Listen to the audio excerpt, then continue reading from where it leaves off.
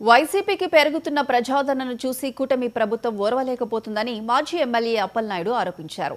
విజయనగరం జిల్లా బొబ్బిలి వైసీపీ కార్యాలయంలో ఆయన మాట్లాడారు. జగన్ను జనంలోకి వెళ్లకుండా నిర్బంధం చేస్తున్నారని మండిపడ్డారు. జగన్ను నెల్లూరు పర్యటనకు వెళ్లకుండా రోడ్లు తవ్వి కంచెలు వేసి అడ్డుకోవడం అన్యాయమని ఎమ్మెల్యే పేర్కొన్నారు.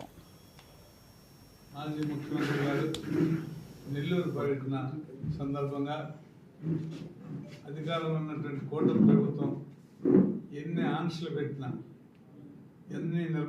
ఎంత నిర్బంధించినా, పోలీసుల చేత ప్రజల్ని చిత్రహింసలు పెడుతున్నా, చివరికి రహదారులు కూడా జేసీబీలు పెట్టి తీసేసినప్పటికి కూడా మరి విపరీతమైనటువంటి జనాదరణ కలిగినటువంటి నాయకుడిగా ఈ కూటమి